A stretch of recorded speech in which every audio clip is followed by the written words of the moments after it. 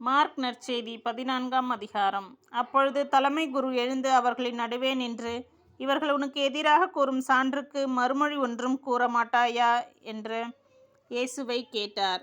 ஆனால் அவர் பேசாதிருந்தார். மறுமொழி ஒன்றும் அவர் கூறவில்லை. மீண்டும் தலைமை குரு, போற்றுதற்குரிய கடவுளின் மகனாகிய மெசியா நீதானோ என்று அவரை கேட்டார். அதற்கு இயேசு, நானே அவர். மேலும் மானிட மகன் வல்லவராம் கடவுளின் வலப்புறத்தில் வீற்றிருப்பதையும் வான மேகங்கள் சூழ வருவதையும் காண்பீர்கள் என்றார். தலைமை குருவோ தம் அங்கியை கிழித்து கொண்டு, இன்னும் நமக்கு சான்றுகள் தேவையா?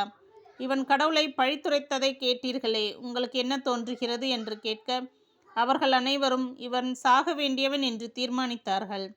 பின்பு சிலர் அவர் மேல் துப்பவும் அவர் முகத்தை மூடி அவரை கையால் குத்தி, இறைவாக்கினனே யார் என சொல் என்று கேட்கவும் தொடங்கினர்.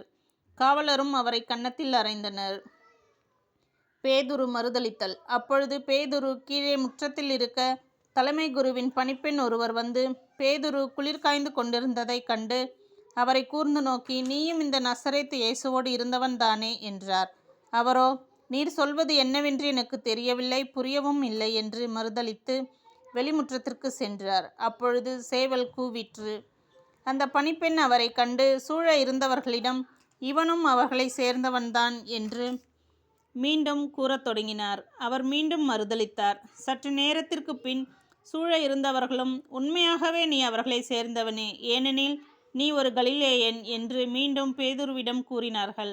அவரோ, நீங்கள் குறிப்பிடுகிற இந்த மனிதனை எனக்கு தெரியாது என்று சொல்லி சபிக்கவும் ஆணையிடவும் தொடங்கினார். உடனே 2ஆம் முறை சேவல் கூவிற்று.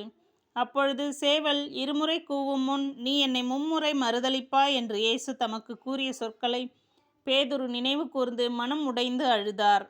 இயேசுவை பிலாத்துவிடம் கொண்டு செல்லுதல். பொழுது விடிந்ததும் மூப்பரோடும் மறைநூல் அறிஞரோடும் தலைமை சங்கத்தார் அனைவரோடும் தலைமை குருக்கள் ஆலோசனை செய்து இயேசுவை கட்டி இழுத்துச் சென்று பிலாத்துவிடம் ஒப்புவித்தனர். பிலாத்து அவரை நோக்கி, நீ யூதரின் அரசனா என்று கேட்க, அவர், அவ்வாறு நீர் சொல்கிறீர் என்று பதில் கூறினார். தலைமை குருக்கள் அவர் மீது பல குற்றங்களை சுமத்தினார்கள்.